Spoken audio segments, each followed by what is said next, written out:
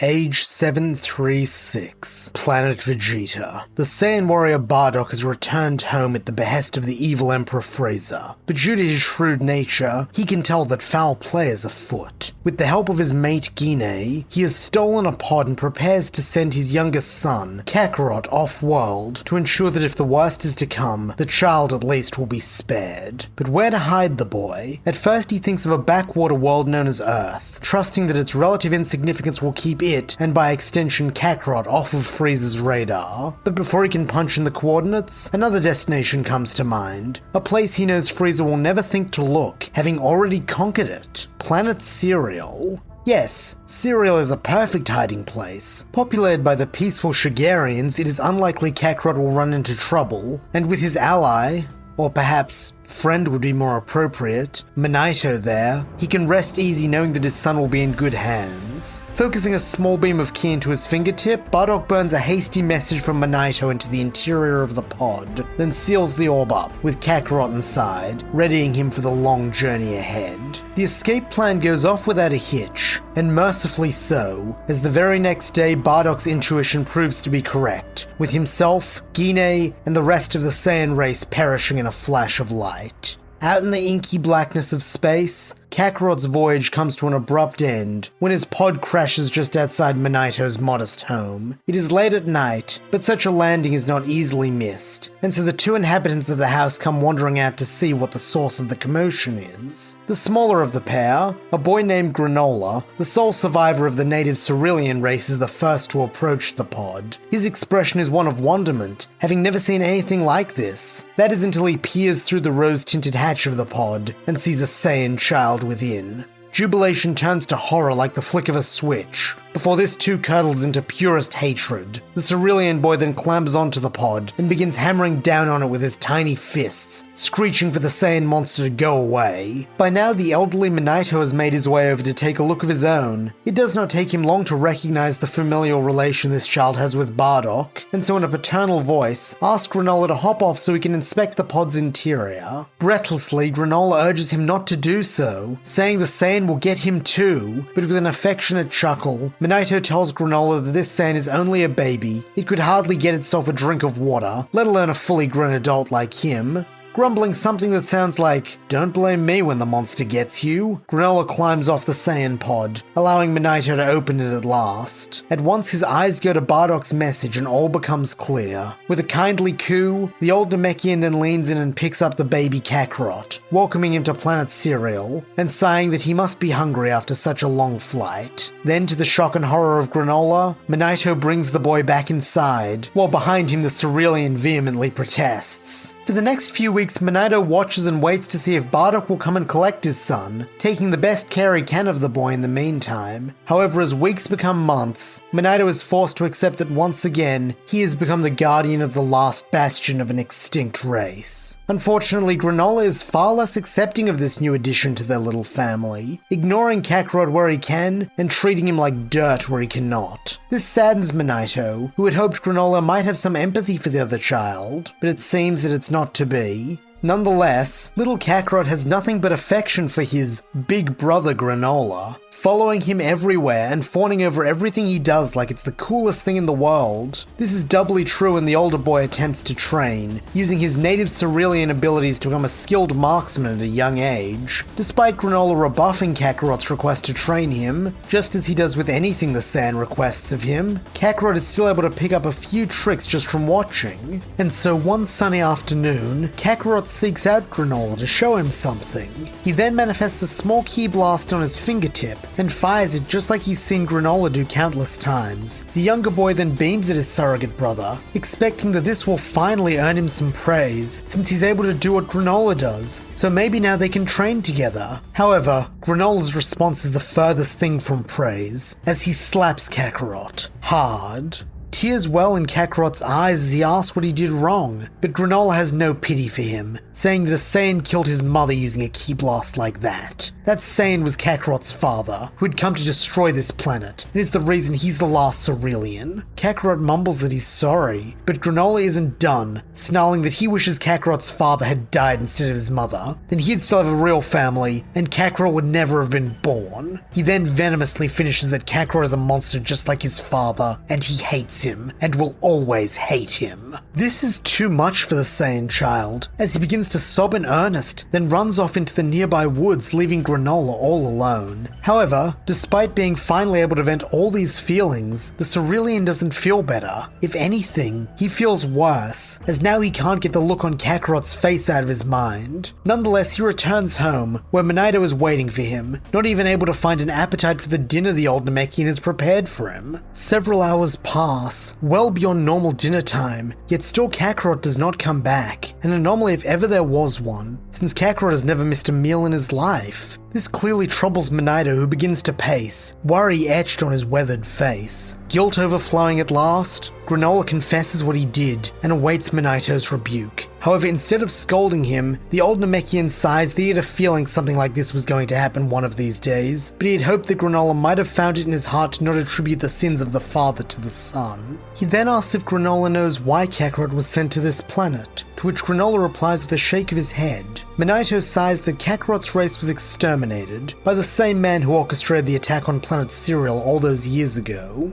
Angrily, Granolah snaps that at least the Saiyans deserve to go extinct, unlike the Cerealians, but Monaito shakes his head, saying that even if that's true, Kakarot never did anything to anyone, yet he is being forced to pay for his people's crimes, which hardly seems fair to him. The Namekian then continues in that same tired voice, saying that Kakarot had a mother just like Granolah, who loved her son just as much as Muesli did. That's why she and his father entrusted the baby to him, so that Kakarot could grow up in a home where he would receive the same sort of love they would have given him if they were able to. Tears are now flowing down Granolah's face at the memory of his own mother, and in a choked voice he says that he didn't know any of that. Monaito soothes that he knows, but now he hopes the boy can see how much he and Kakarot have in common. Shakily, Granolah nods, then with determination in his voice, says that he has to go apologize to Kakarot. Without another word, Granolah sprints off into the night, knowing exactly where to find Kakarot. And he is not mistaken, as he finds the other boy sitting on a large rock overlooking a clear, beautiful lake. Kakarot had followed him here several times, saying they should have a picnic, or else asking Granolah to come swimming with him. Every time Granolah had refused him, and now each of those memories add another pang of guilt to the Cerealian boy's conscience. When Kakarot sees Granolah, he asks what the other boy wants, hurt and anger all over his face. All during the walk over,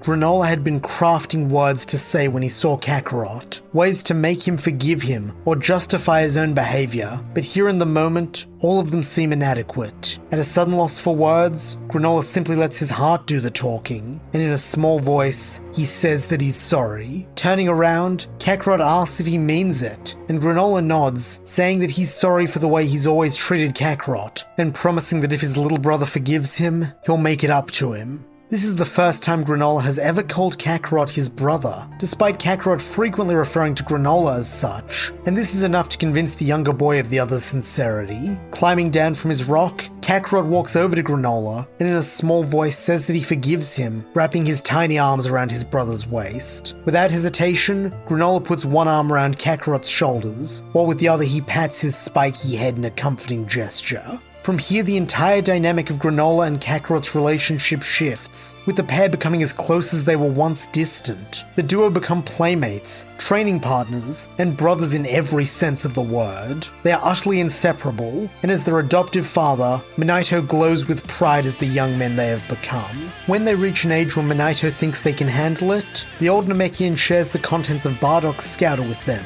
revealing the kind of man Kakarot's father really was, as well as the identity of their true enemy, the Heaters, and more importantly, Frieza.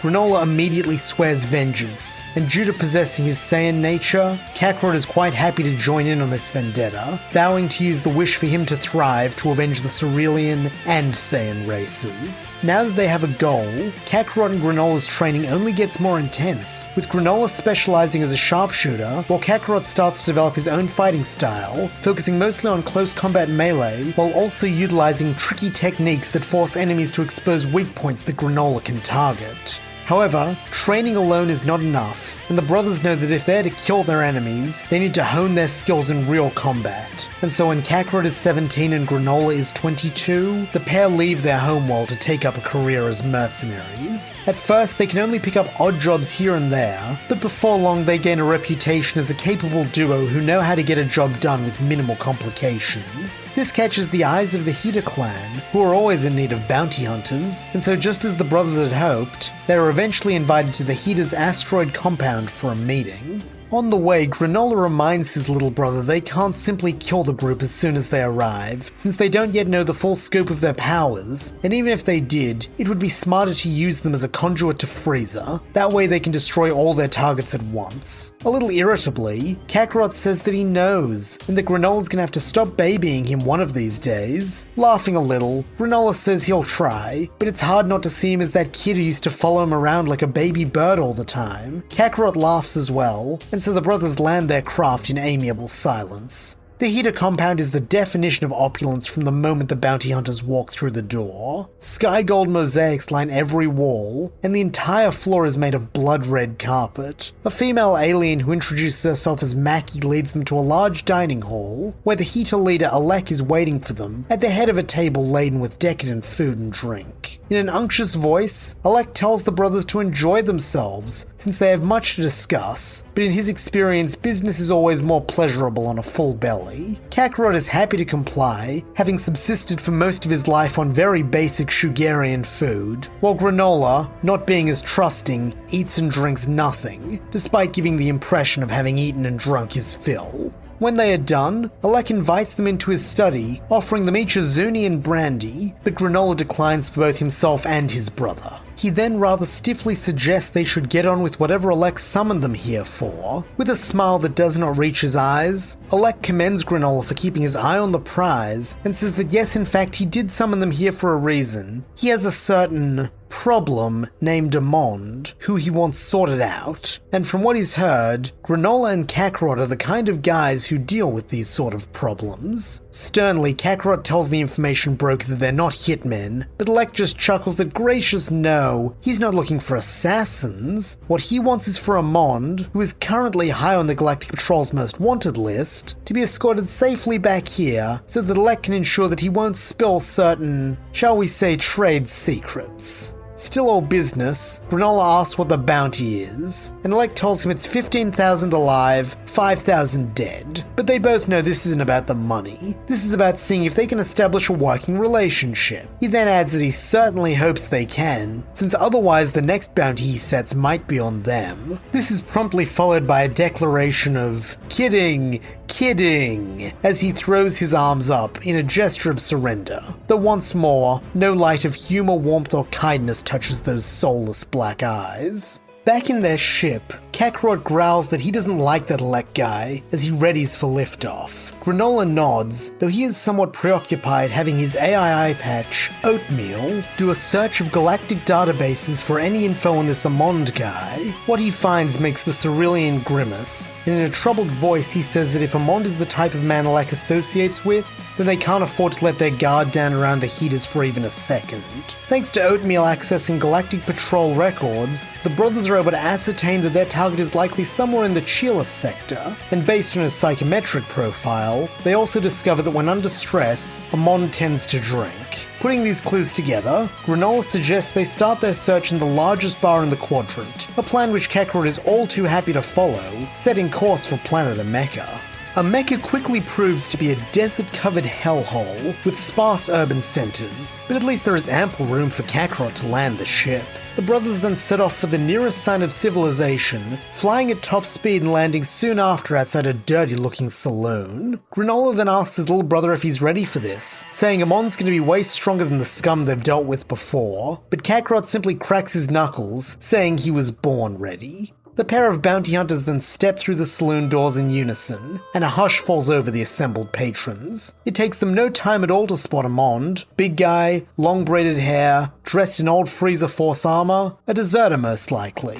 Sitting down on either side of him, Granolah tells Amon that Alec wants to see him. This, however, is just the wrong thing to say, as with a drunken bellow, the big brute slams into Granolah, knocking him off his stool and dashing off into the busy street. Bending down to help Granolah up, Kakarot asks if he's alright, but Granolah says he's fine, instructing Kakarot to follow Amon before he can escape. Taking off, the young Saiyan flies overhead, looking for any sign of his target, but unfortunately it seems he has lost Amon among the crowd packing the thoroughfare. Thankfully, Granolah joins him in the air moments later, and with the power of his cerulean right eye, is able to track down Amon as he scampers down an abandoned alleyway. This is a perfect opportunity, and so as Granolah flies off to block the exit, Kakarot lands and chases after Amon on foot. Seeing the Saiyan, Amon fires off a few shots, but Kakarot easily deflects them, closing in on him. However, before they can begin a real battle, a familiar whooshing sound fills the air, as from some unseen vantage point, Granolah attempts to snipe Amon. To his credit, Amon is not without his share of tricks, having evaded the Galactic Patrol for a long time now, and so despite his inebriated state, manages to spin in place quite effectively, creating a small tornado around him which deflects the blast back at Granolah. Kakarot screams his brother's name, but this distraction is just the opening Amon needs to grab Kakarot in a chokehold with one of his meaty hands and slam his back into the alley wall. Kakarot grunts in pain as all around him the world begins to spin, but then everything comes back into focus as Granolah's voice fills his ear, snarling at Amon to get off his little brother. The Cerulean then delivers a harsh kick to the brute's head, having seemingly recovered just fine from Amon's counterattack. Amon then stumbles back, letting go of Kakarot, and allowing the Saiyan to re-enter the fray alongside his brother. This is very bad news for Amon, as Kakarot and Granolah are quickly able to overpower him, their deep knowledge of each other's fighting styles allowing them to fight as if they share a single mind. Playing on their strengths, Kakarot will often lead with a melee attack, and when Amon is too preoccupied to use his spin trick, Granolah will blast him in a vital point, disabling first his arms and then finally his legs. As the prone figure of Amon slumps against the alley wall, Kakarot grins that this wasn't any harder than their usual jobs, but with a stern edge to his voice, Granolah reminds him that he almost died, and would have if he'd been alone. Laughing, Kakarot says it's lucky for him that he wasn't then, clapping Granolah on the back and hoisting Amon's body over his shoulder. The flight back to the heater compound is an interesting one to say the least, as from his position cuffed to a rail in the back of the ship, Amon begins the trip by hurling threats and abuse at the brothers, swearing that he will rip them limb from limb when he gets free, and listing off horrible ways he will mutilate their corpses. However, when the heater asteroid comes into view, his entire demeanor shifts, going from aggressive to terrified, as he pleads with the bounty hunters not to turn him over to Alec, saying he'll do anything if they let him go. Hell, even if they turn him over to the Galactic Patrol, it'll be better than what Alec's got in store for him. Despite having a more Saiyanish nature, Kakarot still possesses a good heart, and so in a low voice asks Granolah if he's sure about giving Amon to the heaters, saying he knows he's a bad guy, but is it right to turn him over to a person like Alec? Steel in his voice, Granolah replies that this is part of being a bounty hunter, completing the mission and not asking questions they don't want answers to. Kakarot still seems unconvinced, and so looking his brother in the eye, Granolah tells him this is the only way they'll be able to get their revenge on Frieza. Silence hangs between them for the rest of the trip, and Kakarot can't look at either Granolah or Amon as the pair of bounty hunters haul their prize into Alec's throne room. Despite being a big muscular man, Amon's cries are those of a terrified child as another shrimpy-looking heater drags him down a corridor and out of sight. Soon, even those shrieks fade away, and only then does Alec speak. In a fatherly voice, he commends the pair on a job well done, tossing them each a credit chip with half the promised payment encoded coded on it. Kakarot doesn't even look at his, keeping his eyes fixed on the heater, who doesn't even seem to notice him, talking directly to Granolah as he says that he believes this is the beginning of a beautiful friendship. Granolah nods, then in a forced friendly voice asks, "So, what's next?" And that's where we'll leave things for now. Thank you so much for listening. I hope you enjoyed it, and if you did, please don't forget to like, subscribe, and leave your thoughts, suggestions, or screams of rage in the comments below.